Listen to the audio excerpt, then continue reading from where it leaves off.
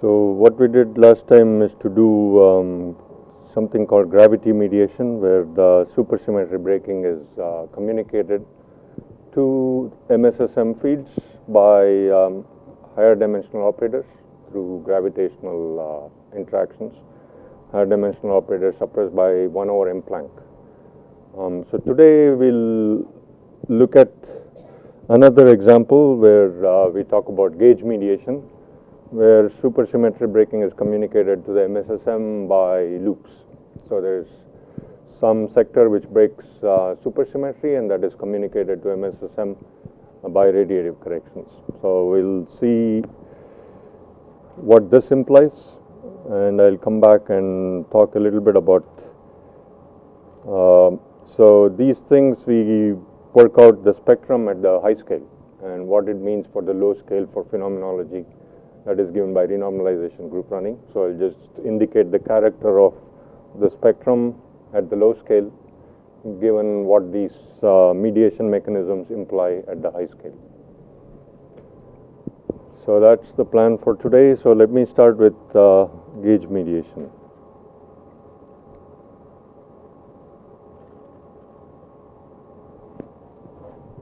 This is a very, this has some very nice properties, especially with respect to flavor changing neutral currents. Because gauge interactions are flavor blind, what you get for SUSY breaking masses in the MSSM will also respect certain nice properties that we need to keep FCNCs under control. But next time we'll see that there are some, like recently because of the very, or no, I shouldn't say very, but the high Higgs mass for supersymmetry, what is observed is pretty high. And so for the MSSM and gauge mediation, it poses some challenges. So I'll probably talk about that next time. But for FCNCs, GMSB has some very nice features. Model. Yeah. The final expression, the simplified expression that you wrote, yeah. also finding that. Yeah, that is fine. But you remember we had to make some ad hoc imposition where supergravity says nothing about these things. It doesn't care about this thing. So it is artificial in that sense. Whereas gauge mediation is very natural. That yeah. So again, see Martin's review. I've just taken all of these things from Martin's review.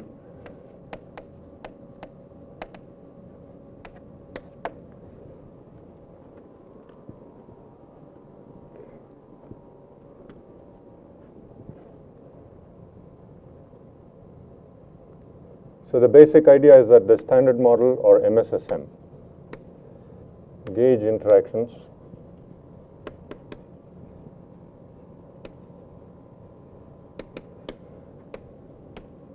mediate SUSY breaking to the MSSM fields. So what does this mean? At tree level, the masses are all zero or degenerate with the fermions, the standard model fermions. But at loop level, the gauge interactions will split the masses, will communicate something from this supersymmetry breaking sector to the visible sector. So for doing this, you introduce some number of messenger fields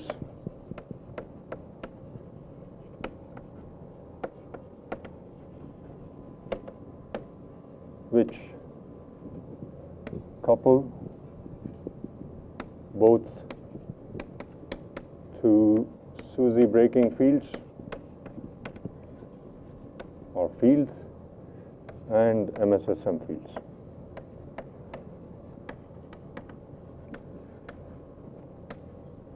Okay, I'll just say that. And it couples to MSSM fields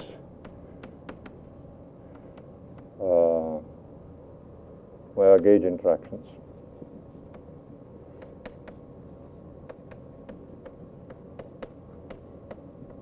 So in other words, these messenger fields are charged under the standard model gauge group. So of course, immediately it is obvious that they cannot be light. They cannot be at the 100 GeV scale. So we know all of the fermions, for instance, that are at the 100 GeV scale. So if you put these messengers, which also carry standard model gauge quantum numbers, they have to be heavy. Heavy enough not to have been detected by any experiment so far. So you have to ensure that these messenger fields are heavy as required by constraints from experiment. Okay, we'll write down one minimal version, so there are more varieties in this class that you can write down, but we'll just take one example of it and something which is quite minimal. And we introduce, let's say, a messenger superfield, some set of messenger superfields.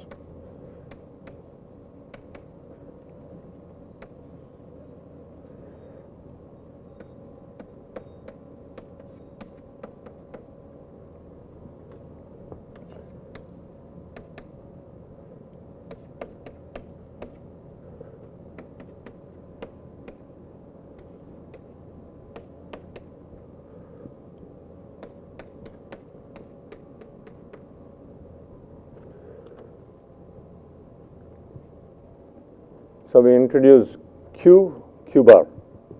So these are not complex conjugates but different fields. I'm just using the bar thing for the superfield bar. This is some different superfield with opposite quantum numbers. These are vector-like pairs, if you will, with respect to the standard model gauge group.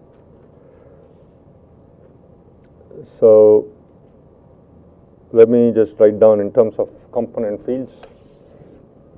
This probably you can guess the notation, but just to be explicit, let me just write down. So this is the scalar, this is the fermion, and this is the F term.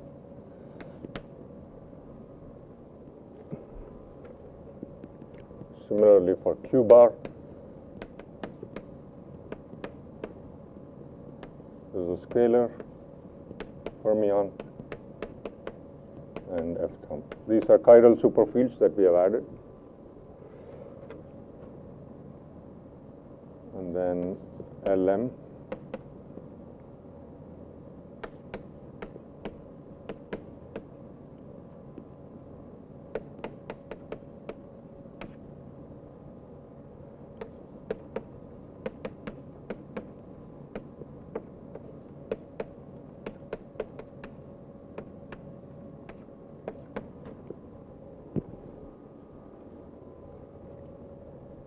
So generically denote these by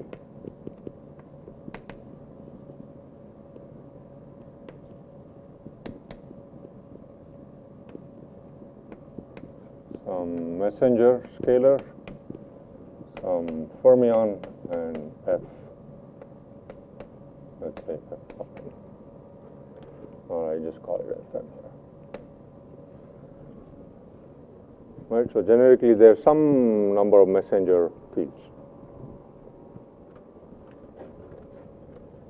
And we have written only one chiral superfield, but you can imagine that there are more number of them and they could be in a bigger group than just the standard model. Here I've put them in only the standard model gauge group representation, but it's very common to think of gut representation. So you can put fields in gut representations and some number of them. It doesn't have to be only one, as I've done here.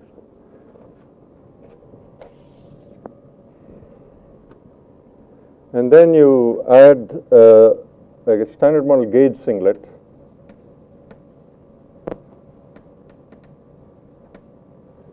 Superfield S, the scalar component S, and fermion Fs.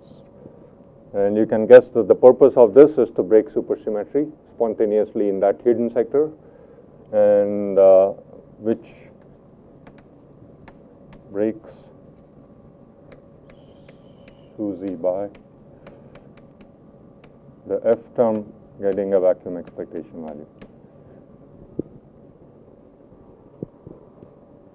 So we'll not specify it, but there is some potential in the hidden sector, which will ensure that this S field, superfield, F term of that gets a vacuum expectation value, and it does this by also getting the scalar component, also gets non-zero vacuum expectation value. This is just a minimal thing you can give fermions, the messenger fermions also a mass by doing this. So it's just assume that, you know, that the potential does that for S.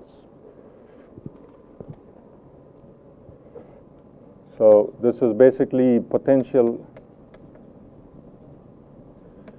is such that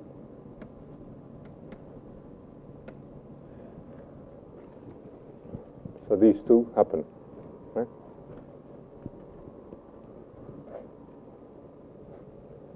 So now it's easy to write down the fermion masses, the messenger fermion masses.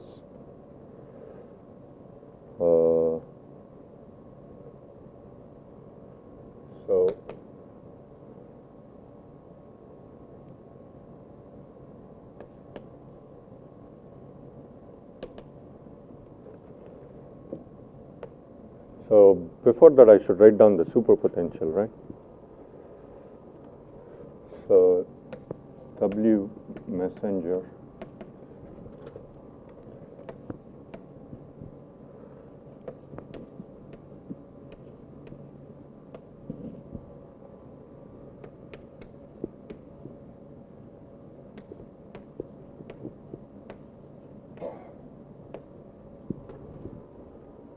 so this is the messenger superpotential, and W MSSM is as usual. Not write it down, but the usual Yukawa term, the mu term in the superpotential.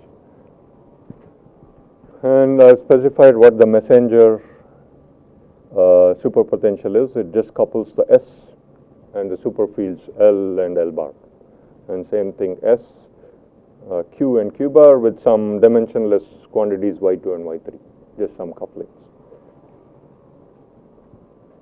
So this is written down so that these messengers become heavy, as you can see, and the messengers, the SUSY breaking in S is also fed to the messengers by this coupling. We'll explicitly see that. So for the fermion mass, you just pick the theta term from here, theta term from here, and it will give you a fermion mass here, proportional to the scalar vacuum expectation value of S. So it will contain Y2 and the expectation value S, Lm, Lm bar. So these are wild fermions now. So sorry for this notation, it's very common to do this, but so this Lm is this Lm. Here the Lm is a superfield, right? When I'm writing a superpotential, obviously they have to be superfields. Just from the context it is clear, so people routinely use this notation.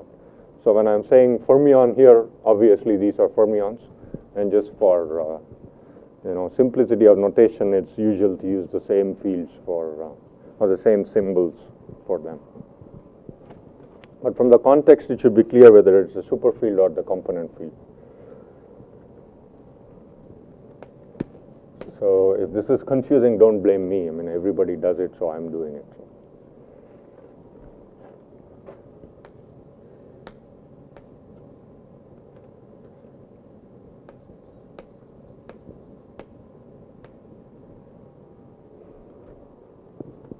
So that's from this term. So the messenger fermions get masses proportional to the scalar vacuum expectation value. It's pretty easy to see. And for the scalar, so these are messenger.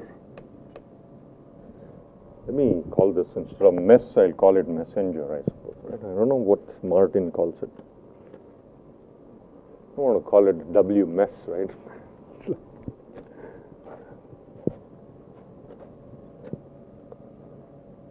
Okay, so this is again, if I look at the scalar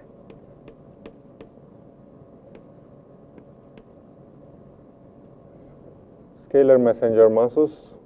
So you just look at the F terms, and write down the masses. So one thing you already know is that it should contain a piece which is exactly the same as that, right? Supersymmetry says that. Plus it should have something proportional to the F term, because the mass splitting should be proportional to the SUSY breaking rate. And so in fact, if you actually do it, you will find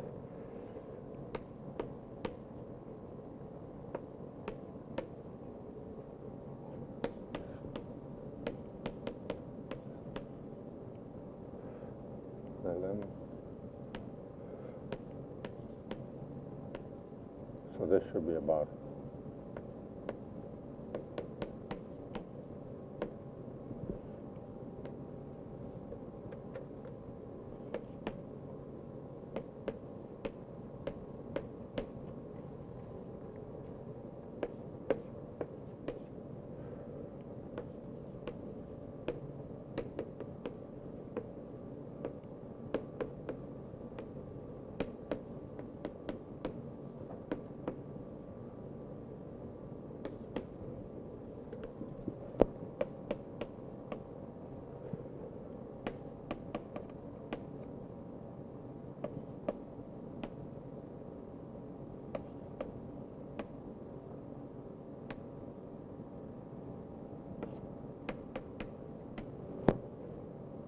divide 3.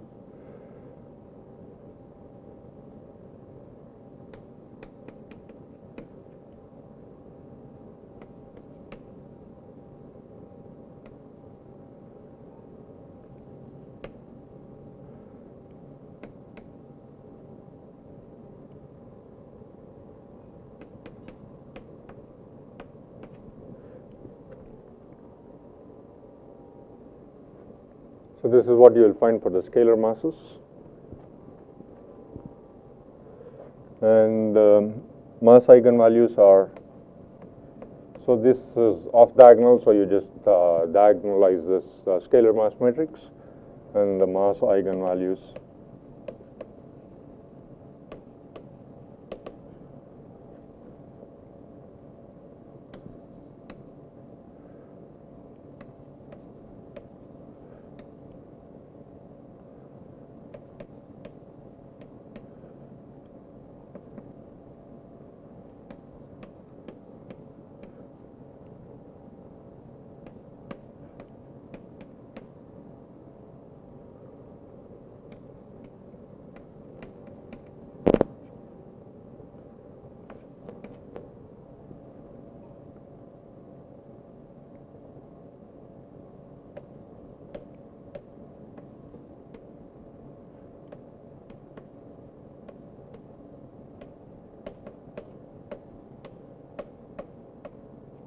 so these should be proportional to Y3.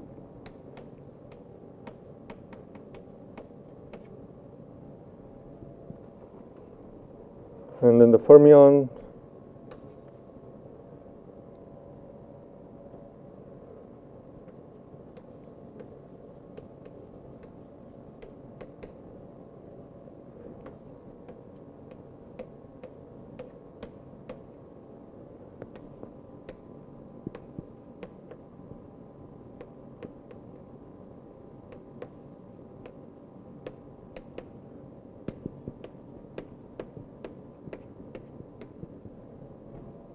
right? So these are the fermion, messenger fermion masses, mass squared. This is a scalar mass squared. So you see the SUSY preserving part is the same, and the eigenvalues are split by the SUSY breaking part. That you can explicitly verify.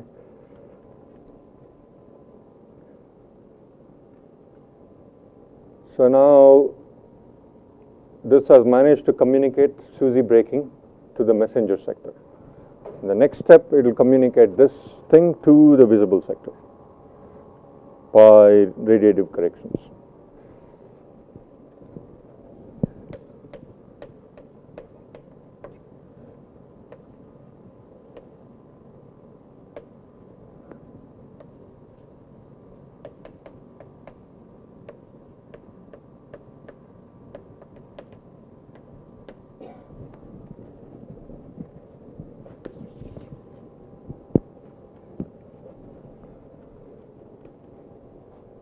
So messenger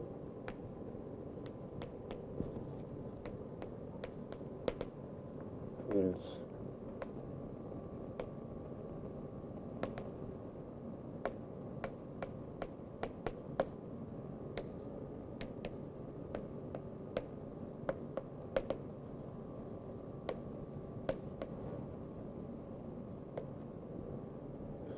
So for instance, the MSSM Gauginos,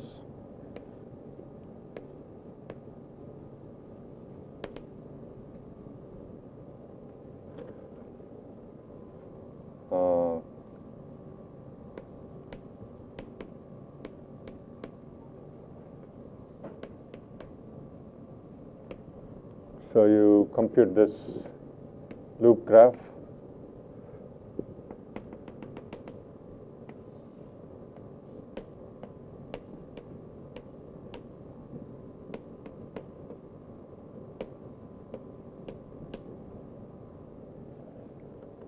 So this is just proportional to the gauge interaction. So there will be, because it is supersymmetric, there will be an interaction proportional to the gauge interaction of a gaugino with chiral superfields, right, with the scalar and the fermion, but now of the messenger. So this will imply that if you compute this, a mass for the gaugino, which is given by, and A stands for just 3, 2, 1, SU3, SU2, U1. So you can do for all three gauginos. And A also stands for the adjoint index, so it is double notation. So A can go from 1 to 8 if it is SU3 and so on. So it will be the same index that is used.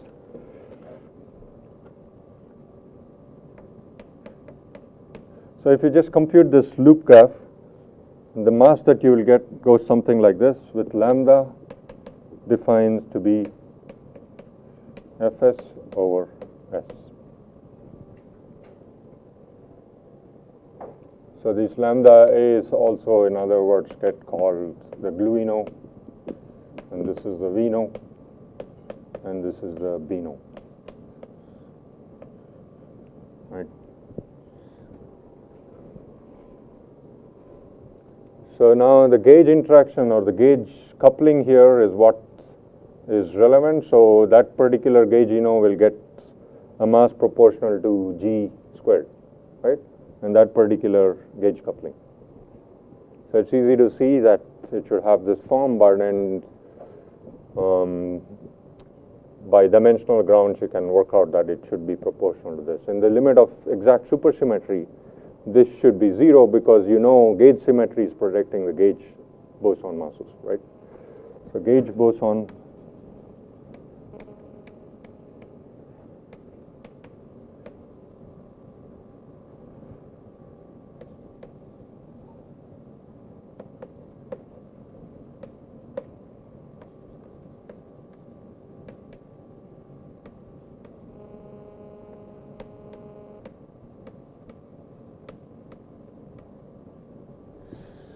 Yep.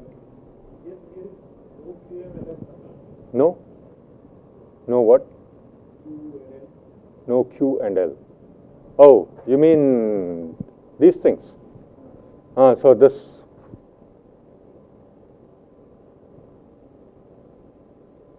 Generically call them as phi and psi. Yeah? So I'm just, yeah, so these just stand for, sorry for this confusing thing. So these is just Q, M, L, M. And the bar one, right? I didn't want to write so many fields here, so I just wrote these things, so they will all contribute here. Same thing for this thing.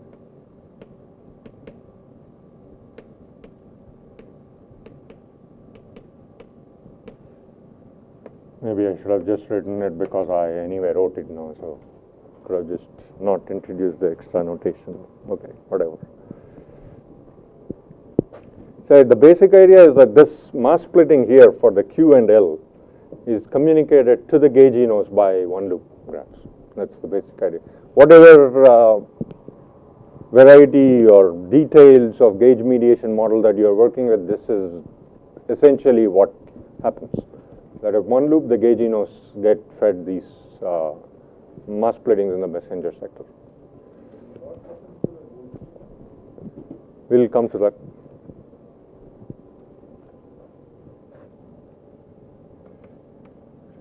So next, maybe I should do it here. So this is also important, that the unbroken gauge symmetry keeps the gauge bosons massless. It's only the gauginos that get the mass at one loop. You don't want to break gauge symmetries also. So you have to make sure that this part, that's why you introduce a singlet which gets above and so on. You don't want to break the gauge symmetry.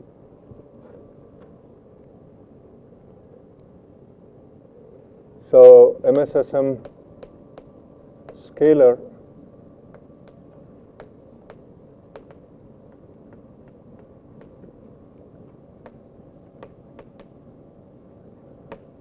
so you need to go one loop higher. It gets masses at two loop. So I should say MSSM scalar get mass squared, let's say. It get mass squared at two loop.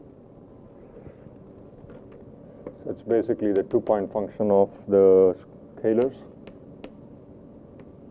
Again, these are generically the MSSM scalars. You can think of them as quarks, leptons, the scalar partners of quarks and leptons. And these, again, the gauge interactions communicate to the messenger. Hopefully now this is not confusing what this means.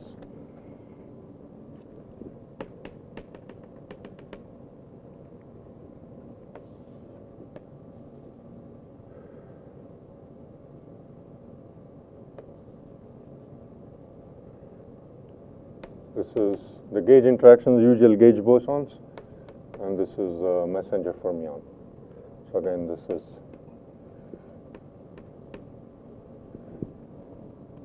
plus other two-loop graphs. There are various graphs that you can draw involving these messenger fields. So I've just indicated one of them as an example. So these things will imply a mass splitting or a mass SUSY breaking mass for the MSSM scalar, quarks and leptons.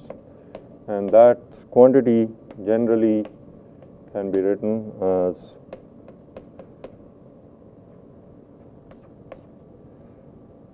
because it is two loop,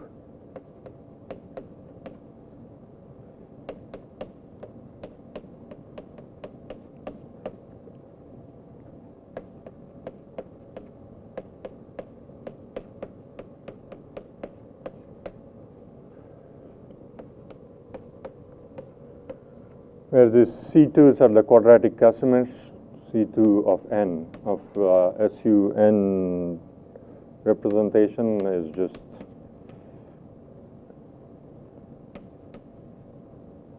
two n. Quadratic Casimir is just defined as just that with the normalization trace TATB.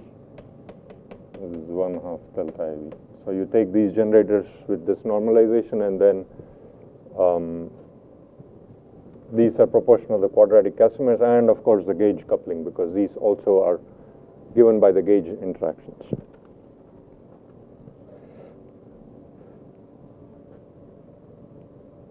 And for the one, this is for SU2 and SU3, and this is just defined to be 3/2 y, where yi is the hypercharge of that field.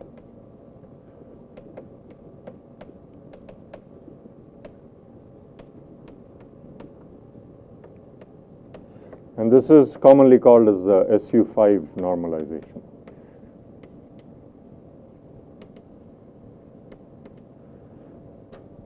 So this is, if you embed this in a gut theory, SU5 or SO10, then the diagonal is embedded in some, or hypercharge is embedded in some generator of SU5 or SO10, and to have this normalization, you will find that it will have factors of 3 or 5, and so it is commonly, it is up to a normalization, it is free, how you define it as, and it is commonly defined as that in this context. It's just a normalization factor, and you have to specify it. Once you specify it, then everything follows. Everybody has to agree. So now these will give masses for all of these quarks, or the quarks and leptons.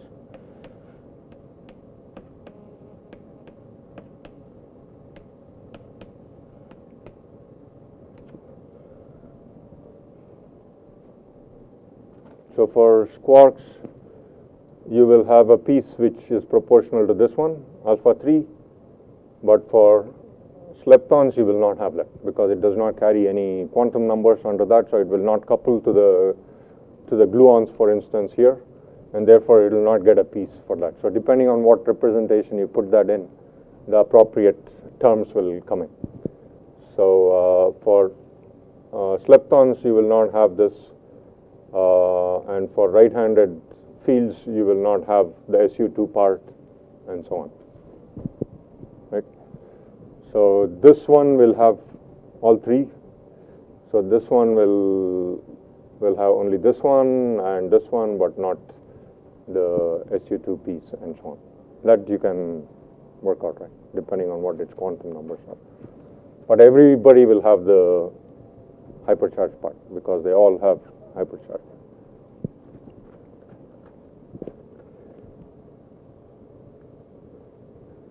So this is the scalar masses. So remember, this appears at 2 loop, but this is a mass squared.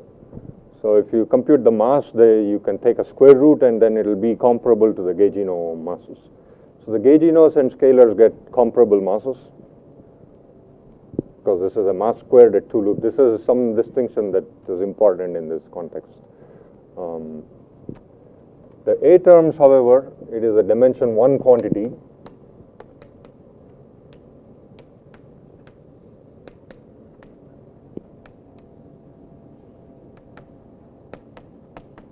They also get generated at 2 loop, but because this is dimension 1 quantity, it is 1 loop suppressed compared to the gaugino and the scalar, and therefore it is commonly just ignored.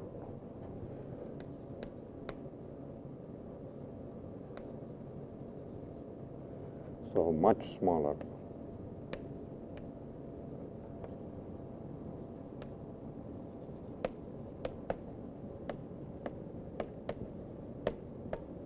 Or I should say m lambda or m twiddle, right?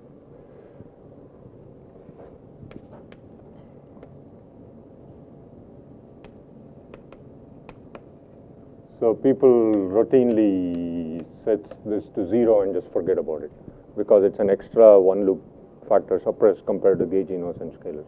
It's not a bad approximation to just set it to 0 and forget about it. At least for phenomenology, it does not make any difference.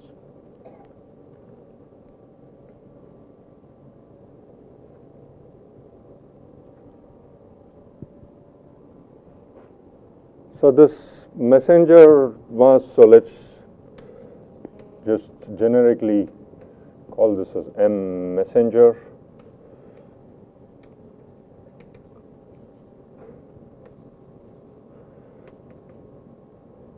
So this Y times the web, right? That's the messenger mass.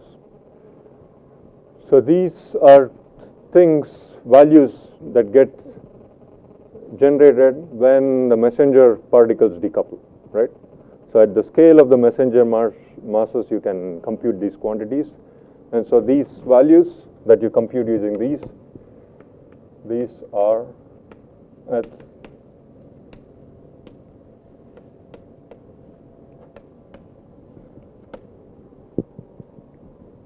so these get generated when these messenger fields decouple, and below that they will just run. These quantities will run in the renormalization group sense, which we'll come back and talk about later. But I just want to remind you that these are not the physically observed masses, right? They are at some high scale. When the messenger particles decouple is when these values are taken. So to find the low scale values, you have to run these quantities down to the scale at which you are making the experiment.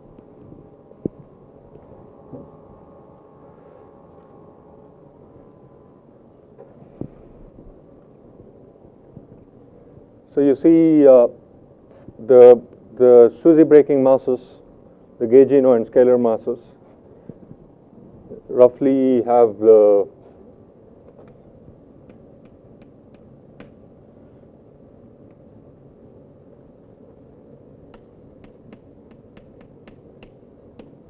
right?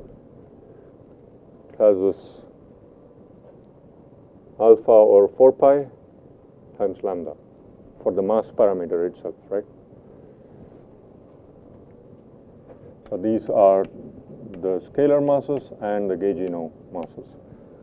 So these quantities roughly go like alpha over 4 pi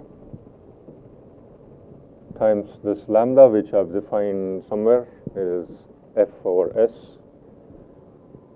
Yeah, here. So this is the lambda F over S. That is something that you will find just by computing these loops. And so this we want to be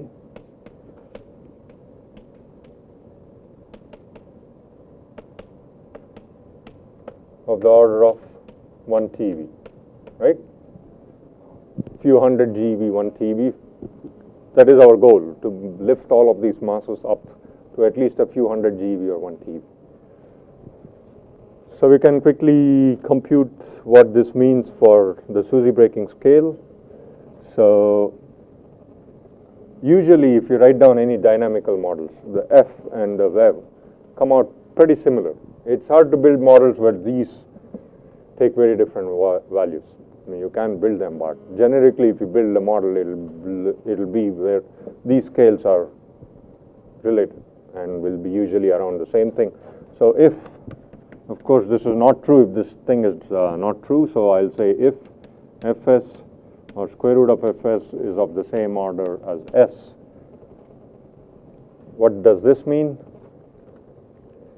So from here,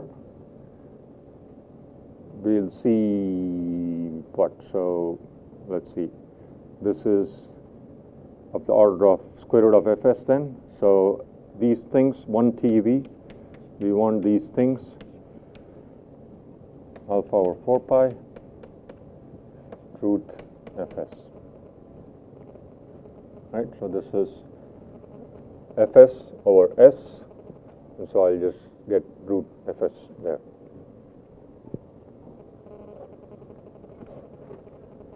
There'll be some couplings and so on there, but I've just dropped that.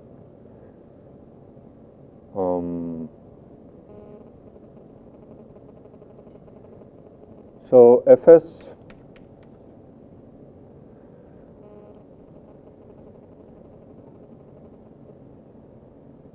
for power alpha.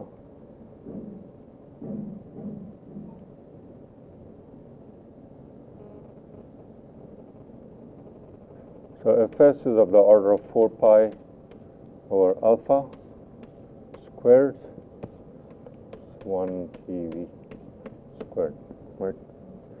So let me just compute root Fs. So this is some number, alpha is usually some number like 10 to the minus 2, right? For SU3, SU2, U1. So there are differences, but roughly speaking. So, and 4 pi is another factor of 10. So 4 pi or alpha is some number like 10 to the 3.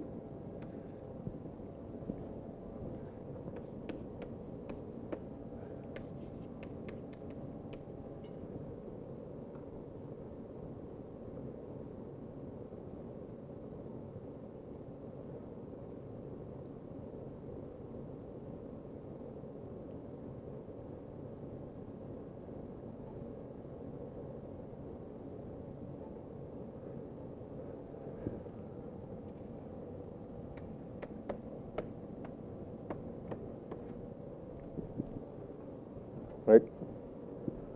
So in this model, the SUSY breaking scale is of the order of 10 to the 6 GeV if we want phenomenologically desired SUSY breaking masses. So you see that compared to gravity mediation, if you remember in gravity mediation we had this root F come out to be around 10 to the 11 GeV or so. And so this is telling us that in gauge mediation, the SUSY breaking scale is much lower. It's of the order of 10 to the 6 GeV. And this has important implications.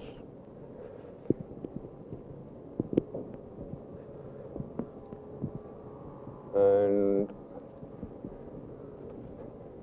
so if we take that F, now coming back to your question, what happens to the gravitino?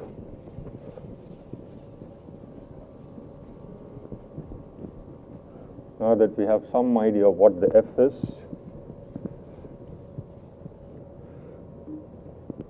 that clear or no? What's going on?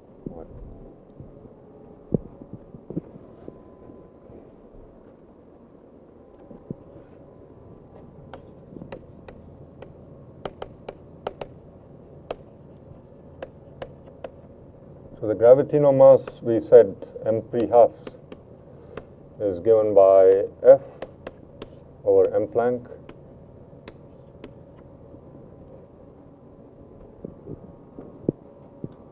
right? So we saw that last time that gravitino mass is just given by F over m Planck, and the mass comes through the Goldstino.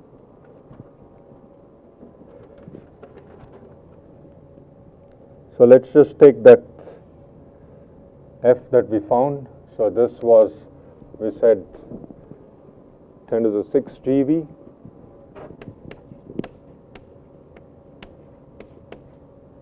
Uh, 10 to the 19 GeV. Right? So this is F. Did I do that correctly? Yeah, root Fs was 10 to the 6 GeV, so F is 10 to the 6 GeV squared, 10 to the 12, 12 minus 19, so that's 7, 10 to the minus 7. Did I do it correctly? 12. Yeah.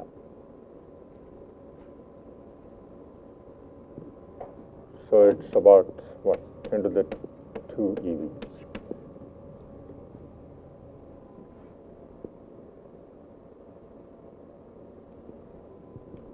So you see the gravitino is a very light object in this case. It's coming out to be around 100 EV or so.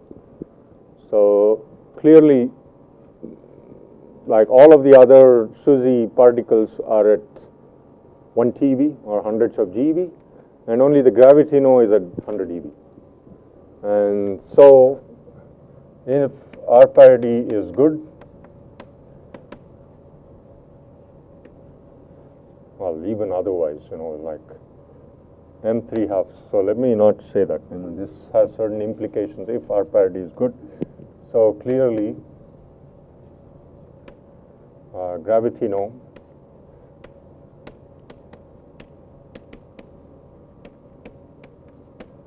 people use this for the gravitino.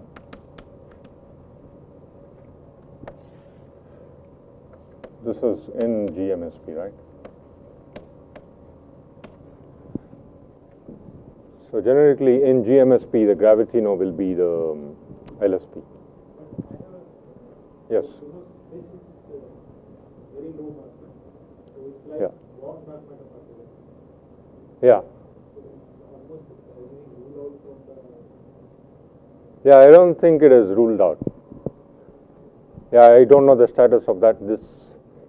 Like this, at least few years ago it was fine, so I don't know now what the status is. So one has to look. So I don't even know whether it is warm dark matter or cold dark matter. It's something I just don't know. We should look it up. It does not, yeah, mass is one thing, but it is not a done deal. Just because a mass is light does not mean it is not cold. It is at the time of decoupling whether it is relativistic or not. So you have to, that defines whether it is cold or dark. I mean cold or warm.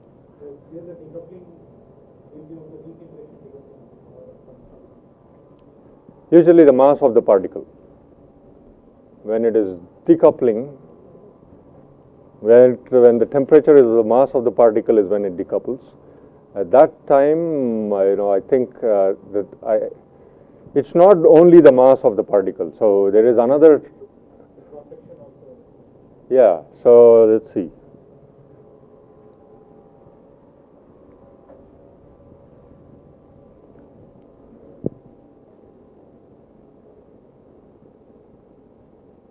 Yeah, at the time of decoupling, whether it is relativistic or not. That is what decides whether it is cold dark matter. So I don't know, I just don't remember whether that is true for that. But I'm just cautioning you, don't just look at the mass and then conclude. Something which is light should be warm or hot dark matter, and something which is heavy. Yeah, it will not be weakly interacting. It will interact through the Goldstino component, right, which is 1 over F. And so that is smaller, so it is more complicated. You cannot quickly say what it is. So the F, we have made it very low. It is not Planck scale anymore, right? The F is 10 to the 6 GeV. So interactions will be set by 1 over 10 to the 6 GeV. So yeah, so you may be right, I just don't know. So I don't know, and it may be have trouble with structure formation, all those problems might come, but I don't think it is just, you can dismiss it quickly. It is like in the details that till recently people were saying that this gravitino is fine. And I don't know the exact status right now because we know a little bit more, and so I don't know if this kind of a gravitino still works or not. But that is a very important thing that one has to look at. So yeah, you can go and check and see what the current status is on this such a light object, and whether it is acceptable or not from the dark matter or structure formation point of view. Also, this Fs that the scale of 10 to the power 3t, Yeah. that is for the Beano mass. Beano mass. No, Fs has nothing to do with, it's the SUSY breaking scale, right? Yeah, but you do the alpha to be the electromagnetic alpha, right? No. I generically, this is all generic, you can put it more exactly. I'm just roughly estimating. No, because if you take, for example, strong interaction alpha, Yeah. then you will not get 10 to the power 3t, right? Yeah, what is strong interaction alpha? So 10 to the minus 1. Yeah. Yeah, you will be off by a factor of 10. you go off how it is of 100, right? Yeah, whatever. If there are squares, factor of 100. No, the alpha is 0.1 for strong interactions, right? Yeah. So I took 10 to the minus 2 for alpha 3, you should take 10 to the minus 1. So that is off by 10. And so if alpha is off by 10, this is off by 10, root F is off by 10, and it should be what? Alpha is smaller, so this should be bigger, right? Yeah. No, alpha is bigger, so this should be smaller. This is 10 to the 2 TeV. Yeah, 100 Yeah. 10 to the 5 GeV. So this is off by 2 factors, so this should be 1 eV. Yeah. So roughly, okay.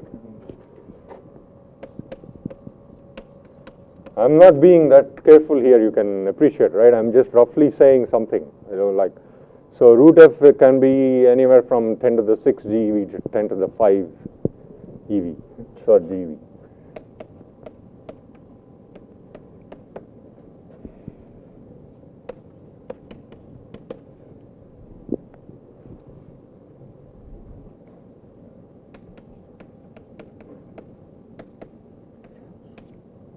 So I'm only estimating roughly to this accuracy what these things are.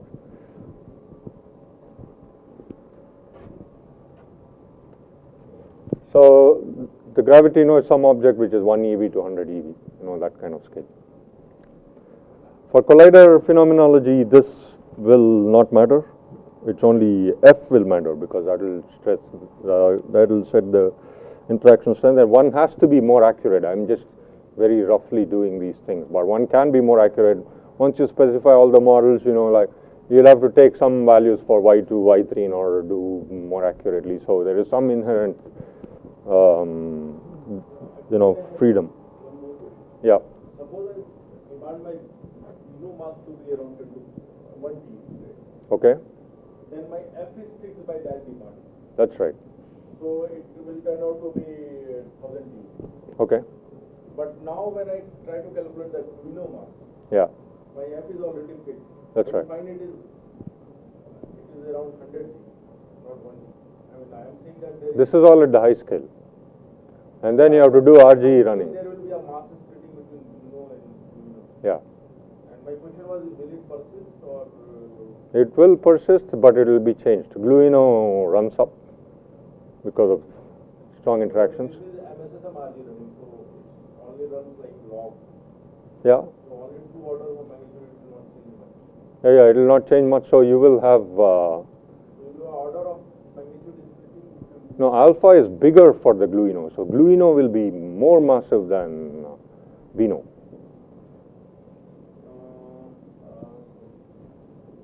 This is given by alpha or 4 pi times lambda. Oh, yeah.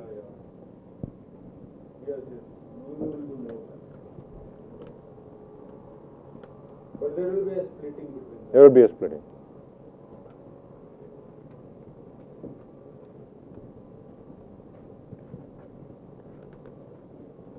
I don't know if I wrote it down somewhere. Yeah, I'll just write it next perhaps, but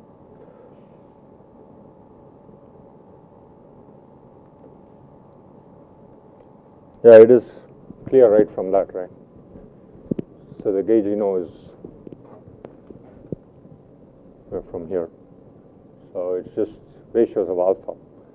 So if you take M2, the Vino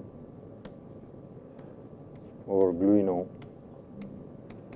is clearly alpha 2 or alpha 3, right? So the Gaugino masses are just given by that ratio. Same thing, Vino by, or let me take it to Vino to Gluino.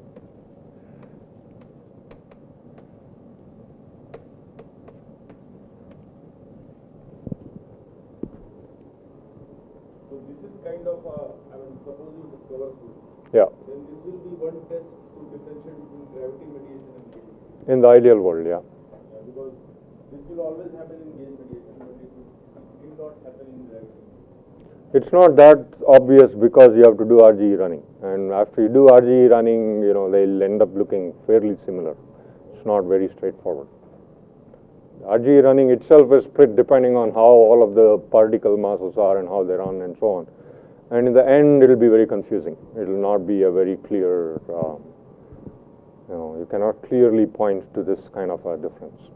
And these are all unknowns, right? We don't know what these Y2s are. We don't know how many messenger fields there are. So after you mod in all of these things, then it's not clear what definite predictions you can make. It's more complicated.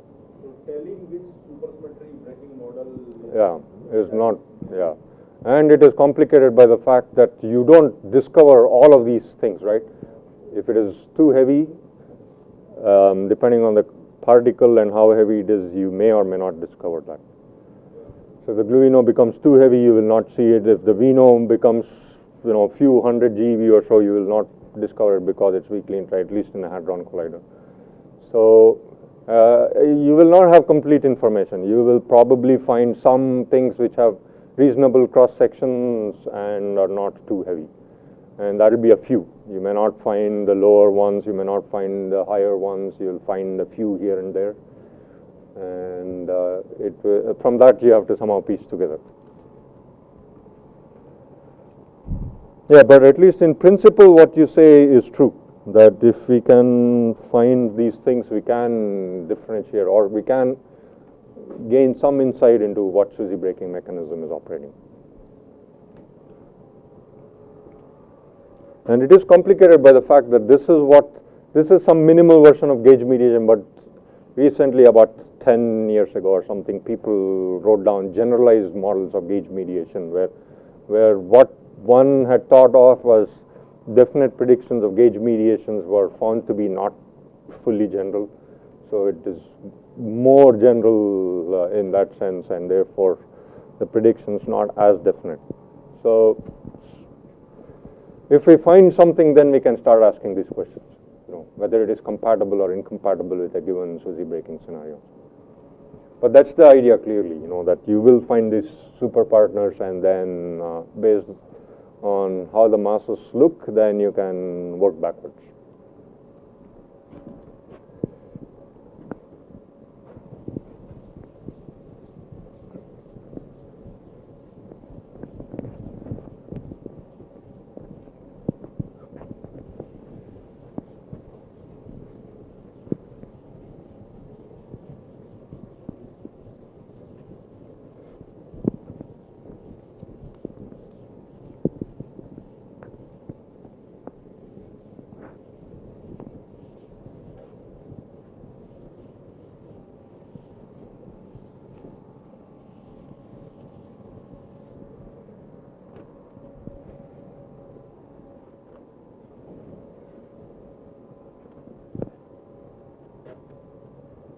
So the free parameters at the high scale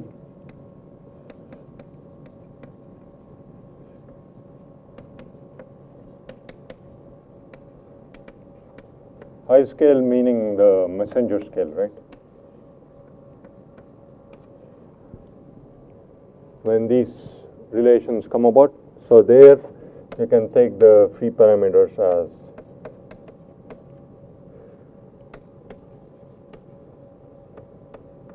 these are all unknowns, right? These are all model dependent.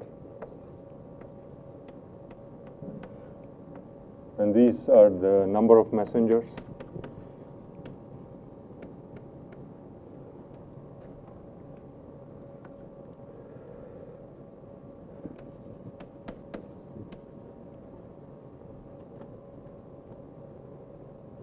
So these are usually traded for tangent beta.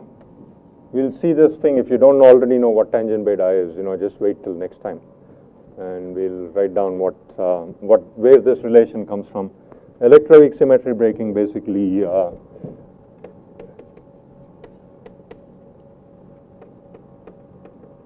fixes some combination of B mu and B mu with we need the right web 246 GeV to come out. So these you can there'll be one constraint from electroweak symmetry breaking. So the remaining parameter you call thing, and then it only fixes the absolute magnitude of these things. So there's argument of this thing also, which is unfixed. So it's usual to take these tangent beta and argument of mu as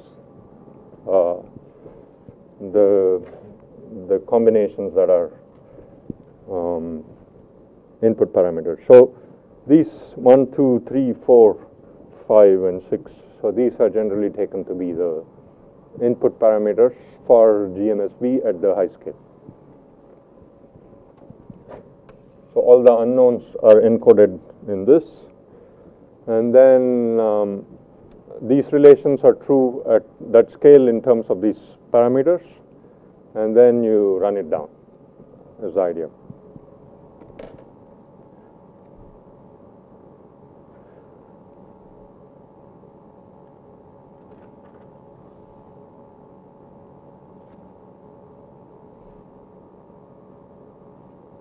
Any questions about this gauge mediation?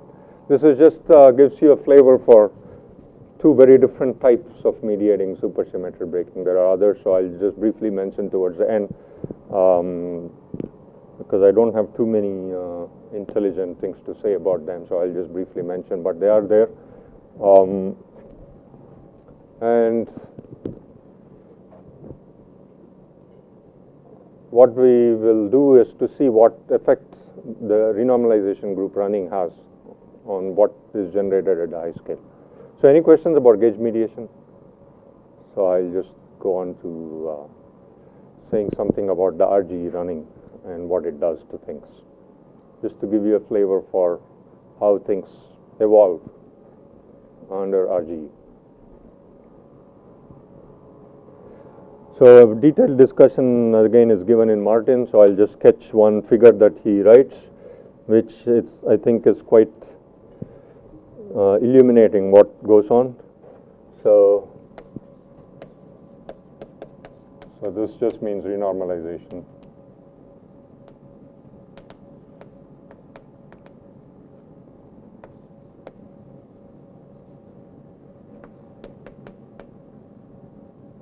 Evolution, I suppose, or equations, or I don't know what. E is evolution or equation? Both, okay.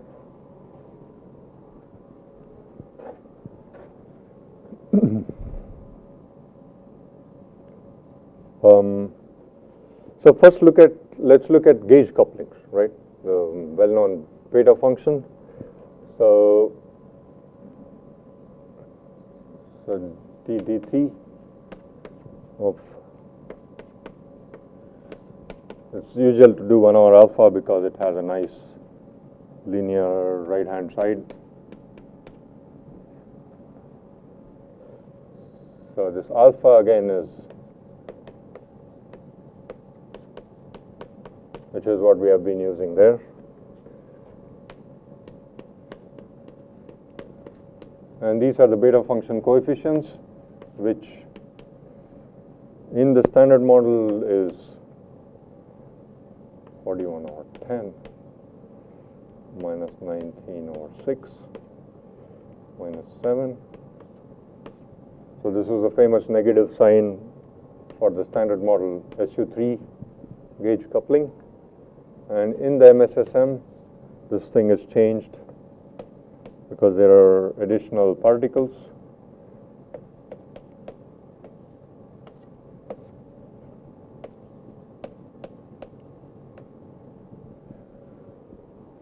So notice this change in sign in the G2. So for MSSM it changes the sign, and this thing still remains negative. This you can compute. This is at one loop. So this is the one loop beta function coefficients. But people have now done, I think, up to 3 loop if I'm not mistaken. So there's like, you can look at the papers that do the RG for MSSM. It's a very well studied subject.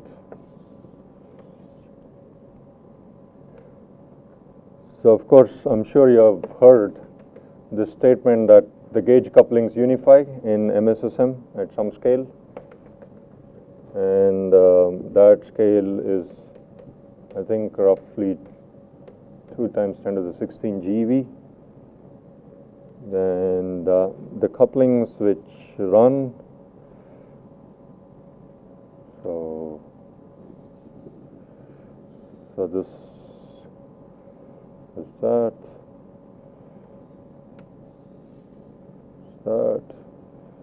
and this is 1 TeV, where you just take roughly the SUSY masses. If you assume that the SUSY masses are roughly a TeV, and then you do the renormalization group running with this beta function given here for the MSSM, you find that they meet at one point. So this is 1 over alpha 3, 1 over alpha 2, 1 over alpha 1. And so this is some number like 10, 30, and 60.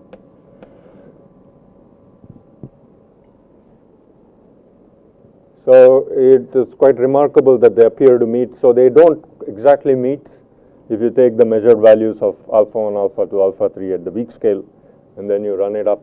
Then they don't exactly meet, but fairly close. And one does not expect that they would meet exactly, because somewhere around here there will be some effect of unknown gut particles that will come in and slightly change the running, and so those are called as threshold effects. So you would expect some threshold effects to come in, so you don't expect that they would meet exactly, but roughly they meet, but for the standard model they miss by a huge margin. I mean, it's not reasonable in the standard model to think that threshold effects can fix those, whereas for MSSM it is very plausible that threshold effects do in fact fix them, and they in fact meet to a common value which is called as alpha or 1 over alpha u, the unified gauge coupling. So here is where you would think that there is some SO10 or SU5 or E6 or something, one of these unified gauge groups that these couplings unify into. And the fact that the standard model gauge quantum numbers fit neatly into representations of these gut groups further give us confidence or hope or whatever that in fact there is some unified description at these scales, but the problem is that it happens at very high scales. I don't know if it is a problem or a blessing, but yeah, whatever. So this appeared to meet at a very high scale. And so for gravity mediation, for instance, you would think that our description of the MSSM in terms of the gauge group 321 would break down at the scale, and you would have to complete the description into a unified description at MGUT. So you apply boundary conditions at MGUT. So the relations that we had the previous time, you would apply at MGUT, and then using the renormalization group evolution of those parameters, you would run it back down to the weak scale, and you will find what is the spectrum at the weak scale.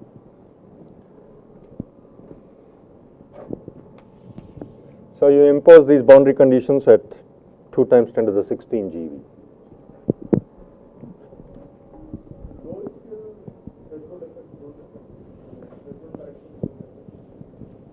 I don't know, I think that is a technical statement. I am not an expert, so I don't know how exactly to say it, but roughly I can only say what I said. So I think of threshold effects as the effect due to some unknown particles which appear at the high scale. So everything is known at the low scale. I am postulating that it is the MSSM up to this scale, and it is completed into a gut picture at that scale. So I know exactly what the RGEs are at this thing, and it is a technical statement of how you include it, whether the threshold effects kick in at the low scale or high scale. But physically speaking, I think of it at least as the contribution due to particles which come in at the high scale. What I meant was that you are breaking supersymmetry. Yeah. At one point you will have... Yeah, that is this one thing. The effect of that is this. So up to here is standard model running, and then from here is MSSM running. The new particles will contribute. Yeah, but at the transition you are adding these constants. Yeah, but that's exactly calculable. We know exactly what we are adding. Yeah, are you talking about the splitting of these masses and so on? Yeah. Yeah, that is a complication on top of this. This is assuming, these are all simplified things. You should not think of it as the final answer. Of course, if you want to do it exactly, it is more complicated. You have to do the things on the computer exactly. You assume a mass spectrum. Everything has been done. Things have been done exactly. And there are codes which do this thing exactly. You give it the mass spectrum, it will exactly evolve things. You can change the splitting, and everything is done exactly up to some 3 loop or something. But I'm just giving you a simplified presentation on this thing. No matter Yeah. how much you split, it will not mess up with this unification. I don't think it is true, but these have log sensitivity, so you'll have to split things a lot in order to mess up these things. So yeah, I don't know. I know how reasonable a splitting you can assume here, in order to still unify. I just don't know. Yeah. So there are publicly available codes which do this thing at 2 loop. So you can just play around with the input parameters and then see how much of change it has and so on. It's not that hard to just play around with this code if you're interested. But yes, they are there, so I'm just giving you a simplified thing with everything set equal and so on. But no model will give you that at the low scale. So it is at best only an approximation, but they will not change things much. They'll only move things around a little bit.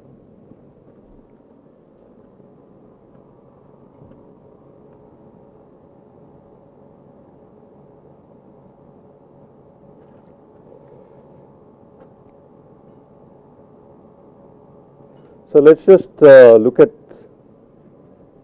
what it implies. So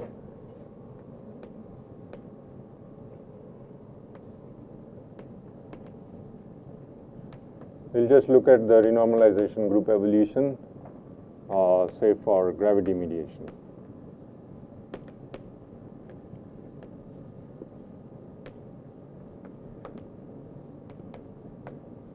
So for gravity mediation boundary condition. So this is a boundary condition that you apply at the gut scale. So I already mentioned that really you should have applied it at M Planck, but because of this problem that we don't know which gauge group completes it at the unification scale, we cannot gain confidence on how to run above M gut to M Planck. So for that reason, you just apply it at the gut scale. And then you do the running from the gut scale to electroweak scale. So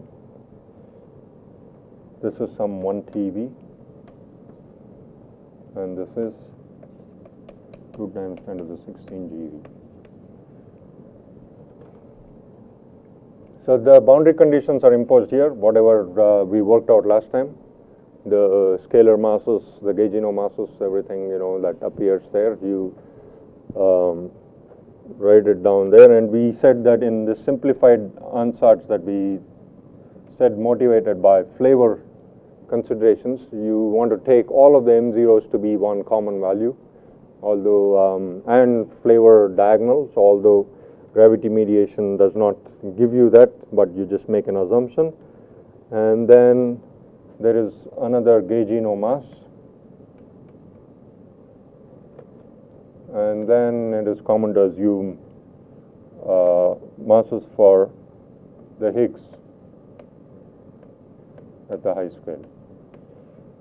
And there is another supersymmetry preserving. The mu parameter also contributes to the Higgs masses, and so there will be an extra contribution. So you assume the SUSY breaking masses to be the same for all of the Higgses and the matter fields.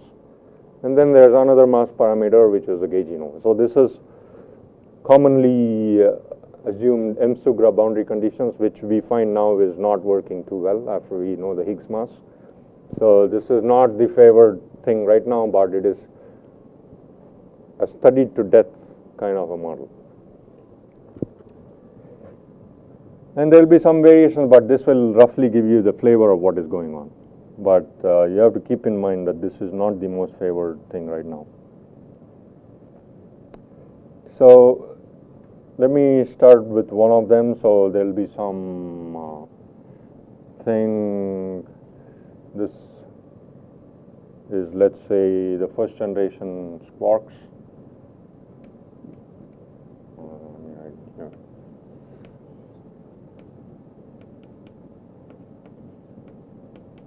The first 2 generation quarks are not split much, which is a good thing, because otherwise k-on mixing, kk bar mixing would become uncontrolled and will basically kill the model if this is not true. So this does preserve it because of the assumptions that we have made that it is universal. The first 2 generation quarks are the heaviest, and then there is, I'll tell you why this is, but the stop takes a lower value at the low scale. So we are trying to predict what is the spectrum at about the TeV or hundreds of GeV scale and so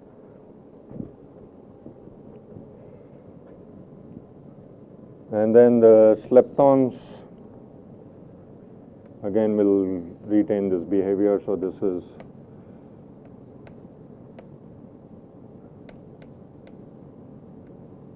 So there is a slight difference between the left and right, particularly for the 3rd generation, but I am just generically denoting by the same thing here. So one important thing is, or one nice thing is that if you look at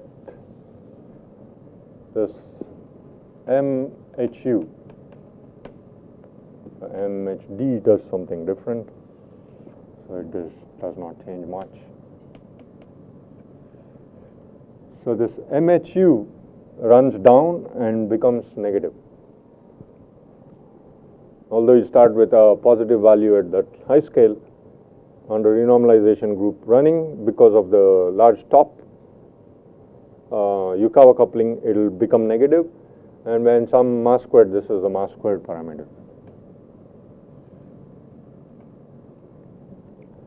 And when this mass squared parameter becomes negative, it will shift the vacuum.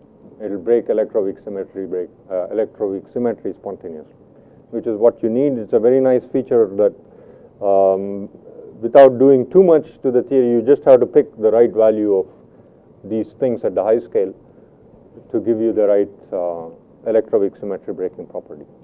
So this is called radiative electroweak symmetry breaking, and so it happens very nicely in gravity mediation, for instance.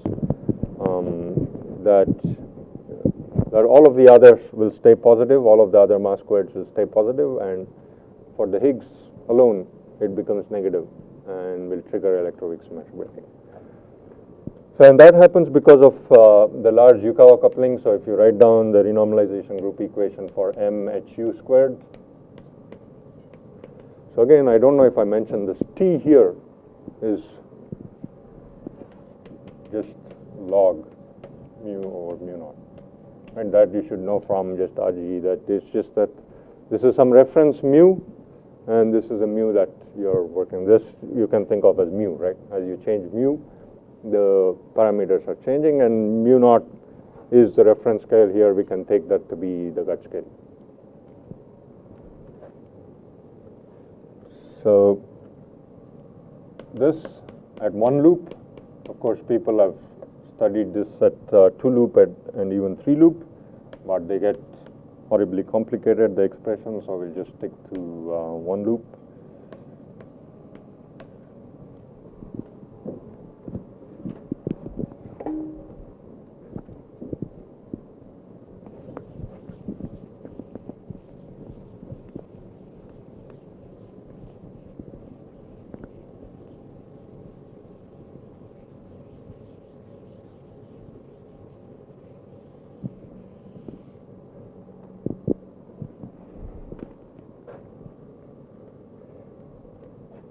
D2 squared, M2 squared,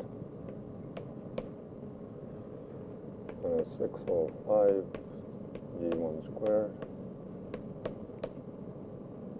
oh, 1 squared. I guess I should write it as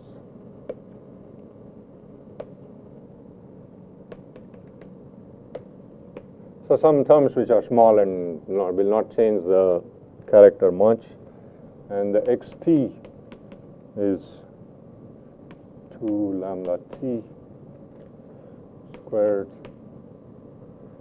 and SUSY breaking mass squared plus 2 at, some positive quantity.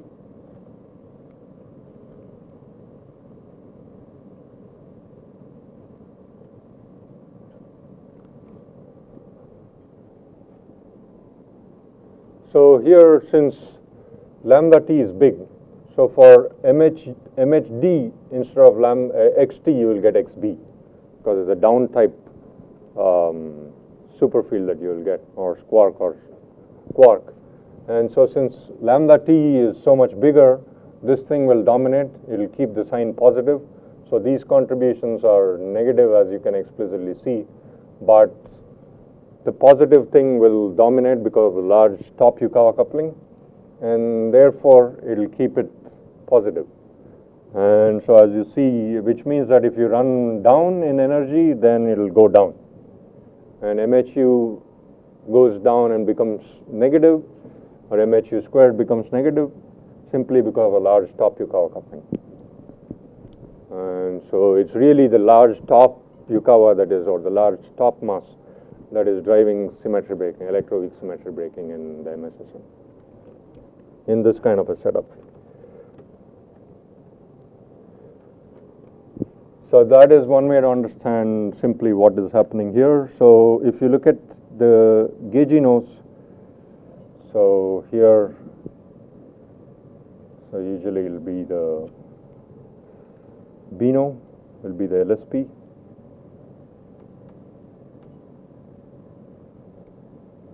and then Vino will be next.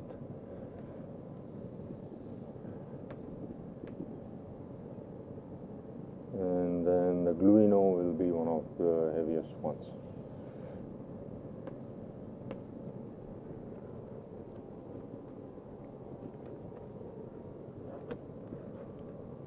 So the gauginos are just given by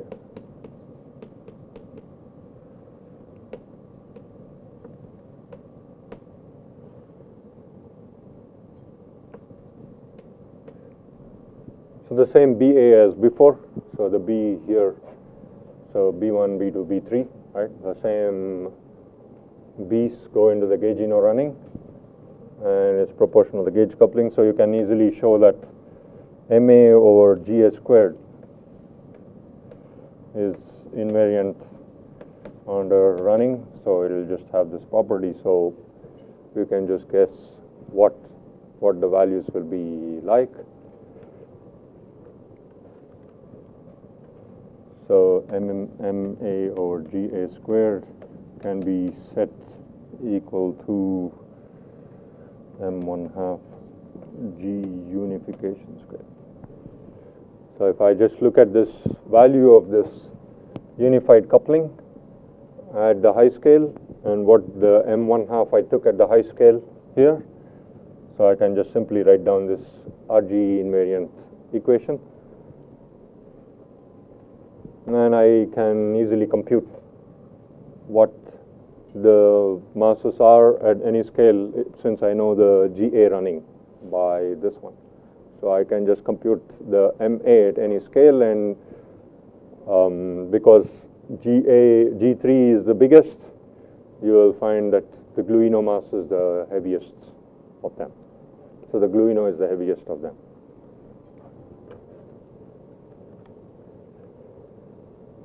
So these things persist usually no matter what kind of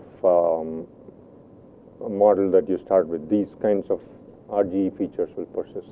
Only thing that will be different is what boundary condition you impose at the high scale and where this high scale is.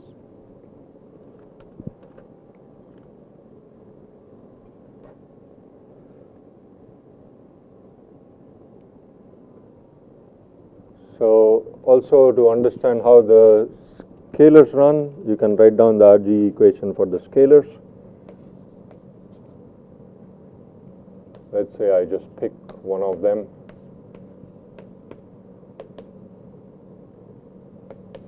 Again, this is the one loop RGE, X3. For the Q3, X3 plus XB, because I'm looking at the third generation. If you're looking at first two generation, you can just drop this. So the Yukawas are so small that you can just forget about them. T3 squared.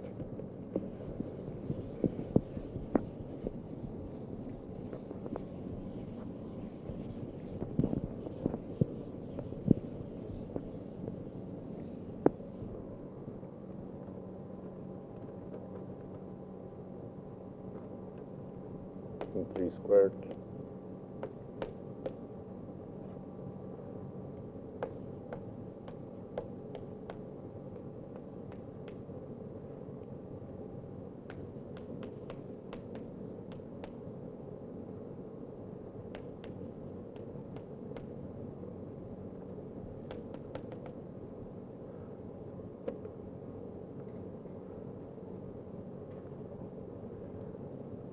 So the key fact here is that this coefficient here is just 1, whereas here it was 3. For the MHU it was 3, and so this was dominating. But here this is just 1, and now you also have this M3 or the G3 contribution, which is large. So it will in fact mean that this whole quantity will be negative, and this will go up. So it is an interplay of the Yukawa coupling and the large gauge coupling for the SU3. So this thing wins, and Q3 runs up. Oh, sorry, here. And The Yukawa coupling is tiny for the first two generation, right? Quarks. So this is negligible, so this wins even more. And whereas for the third generation, it partially reduces it. It is less negative because this is a bigger number, and so it will run a little bit lesser. So the stop will be lighter than the first two generation scalar. So this is a very generic feature in the RGE, which probably is true no matter which model. So if you look at the spectrum at the low scale, you would expect the first two generations quarks to be the heaviest, and then the third generation stop to be the lightest of the lot. And of course, the leptons will not get this contribution because they don't have SU3 interaction, so they only get this one. And so they'll go up only up to a lesser value. They are much lighter usually compared to the colored particles. And the same thing, because the Yukawa coupling for the third generation is bigger, it will even run lesser, so you would expect the tau to be one of the lightest particles in the spectrum among the quarks and leptons, which is what is seen here. Now, how the gauginos and the tau, which one is lighter, depends on what you start with. Of course, you can move this up or down, so M0 can be moved up. So anything can be done, right? So we don't have such a definite prediction of which one is above which and so on. And so depending on whether you put M0 below M1/2 or M0 above 1/2, M1/2, you can get Bino to be heavier or lighter than the tau. But this is nice to have the Bino light because that can be a good dark matter candidate. So the LSP, if it is a gaugino, is usually very good. If you make tau the LSP, then that is not a good dark matter candidate, right? Because it has charge. So that probably means that you would have something where the Bino is a LSP.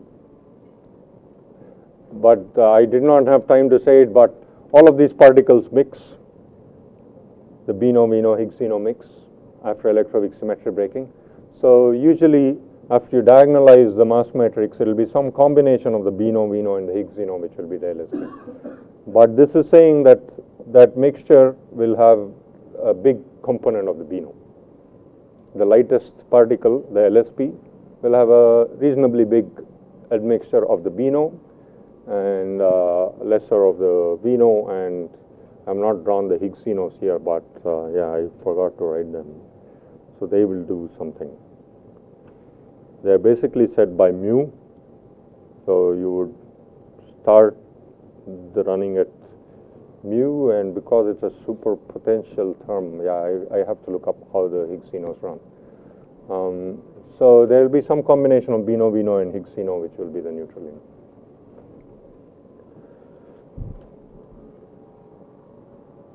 By changing the boundary conditions at that, Yeah. you got the splitting also between generations of this particle? I have tried to argue that you cannot. Yeah. So I would say no, but I don't know how rigorous these things. So it's all an interplay of these things. So these things are all known. If you stick to the MSSM thing, I would say no, because these are all known quantities. Of course, if you enlarge to something other than the MSSM, these statements are not true. But I have tried to argue for why these things should behave those things. So I would say no.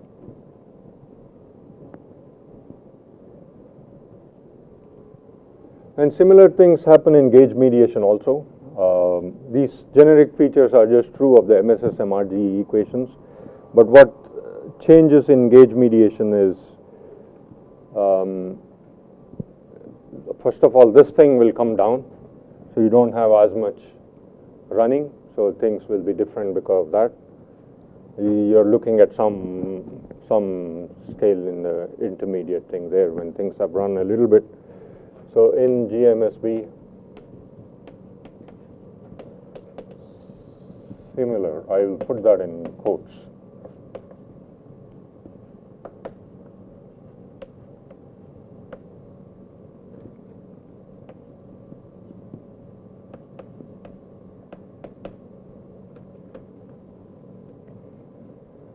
So since we start the running at lower scale,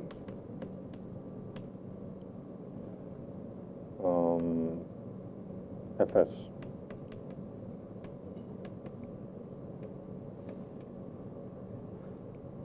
So I'll just say SUSY braking. The SUSY braking scale is much smaller. Gluino is, it doesn't go up as much because you don't run it for as long.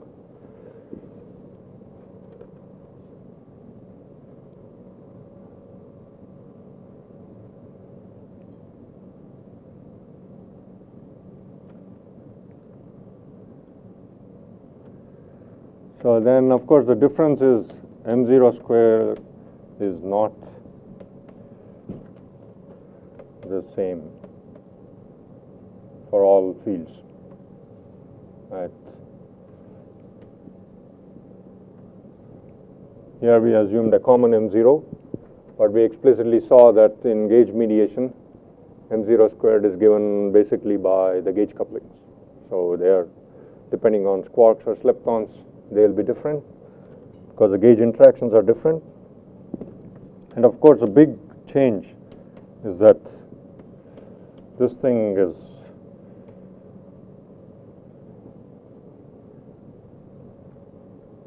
much more, whereas here it will give you roughly the same scale depending on what F you pick and so on. M3 halves can be anywhere here, right? It's a free parameter, and but it's roughly a TeV or heavier object. Whereas there in GMSB, it'll be the lightest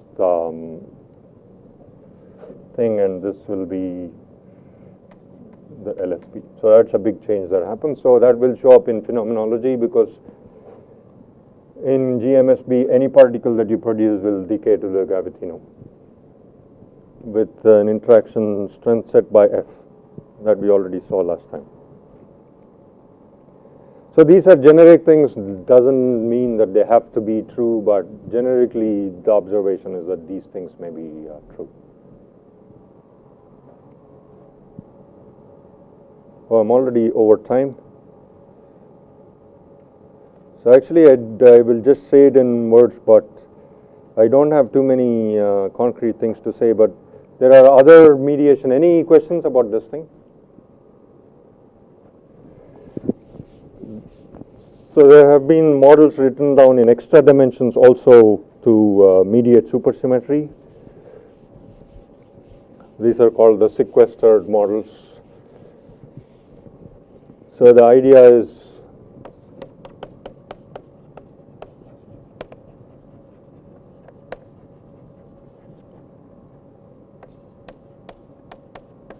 so we said that SUSY should be broken in some hidden sector. In extra dimensional models, what you do is you say that the SUSY breaking happens on a different place in extra dimension. So this is the hidden brane. So you think of extra dimensional theory with some 3 branes. So our MSSM fields live on some 3 brane. And then the hidden sector lives on some other brane, and SUSY breaking happens here. This is called sequestering. You sequester the SUSY breaking to a different place in the extra dimensions. And then one thing which is called gaugino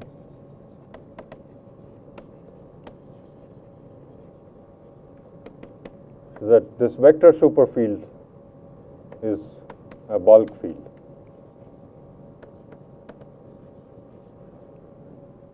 So if you say that the vector superfield alone lives in the hidden sector or in the extra dimension, it can couple directly to the hidden sector, and thus it will directly feel the effect of supersymmetry breaking. So again, it will be through the gauginomas. So if you write down the 4D effective theory of this thing,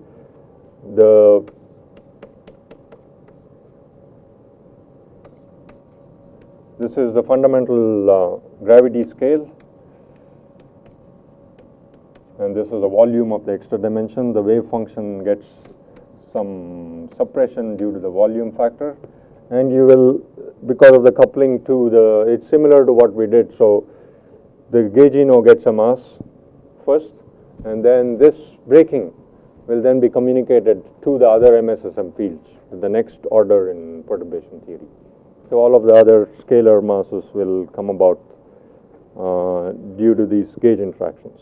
So scalars, so this is gaugino mediation. Scalar masses will come about by, again, the gauge interactions. So this will be some squark or slepton, which you can write. This is the A mu. So A mu again remains massless due to unbroken 4D gauge invariance, but the gaugino has picked up a mass by directly coupling to the hidden sector, and so these two will now end up generating a mass to the scalars.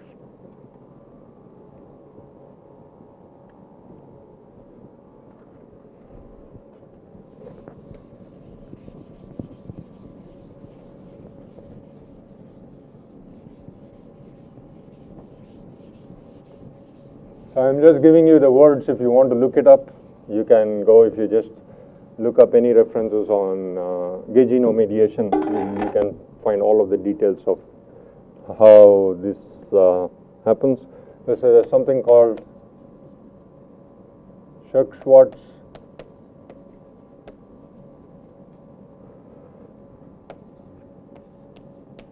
SUSY braking, and this is also in the context of extra-dimensional theories where you impose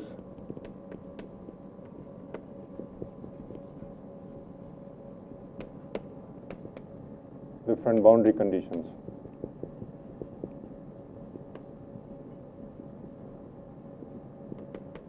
On scalars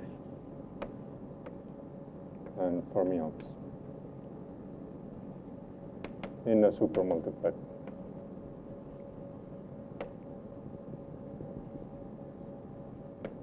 So of course the Lagrangian is written down in a supersymmetry invariant way, but you just impose different boundary conditions on scalars and fermions, and because you're doing this differently for members in the same supermultiplet, you will break supersymmetry. And that goes by the name of Shirk-Schwartz, and you will find that you can break supersymmetry in that way. Okay, last, again quickly, there is something not, well, again it is written down in the context of extra-dimensional theories, but it is not necessary that it be in extra-dimensional theory. This is something called anomaly mediation.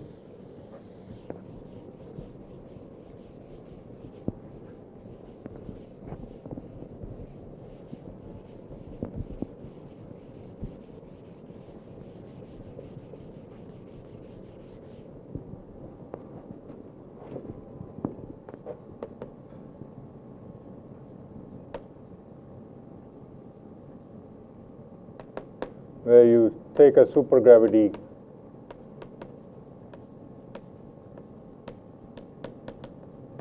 setting and you give Wave, so supergravity setting where M Planck really comes about, is thought of.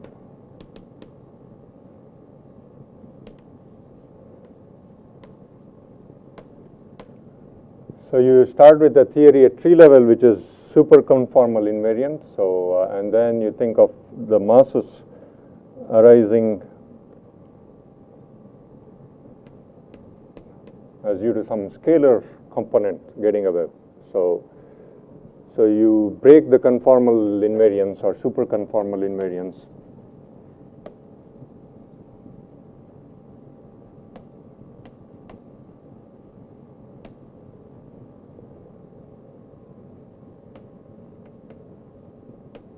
Broken by some field which gets a wave, and F phi non-zero breaks SUSY. So this kind of an implementation goes by the name of anomaly mediation, and it has its own prediction for what the spectrum is. It is a very predictive framework, and the problem is the simplest one does not work because it gives you negative mass squared for the leptons, which is certainly not acceptable. It'll break some gauge symmetry, and so one has to complicate the models in some way in order to get around the prediction that leptons are negative mass squared. So people have constructed various models to lift the mass of these leptons, but I won't go into details of all that. If you want that, you can just look up papers on anomaly mediation. That is also something that people keep in their minds when doing phenomenology and so on. Okay, sorry, I went over time a little bit.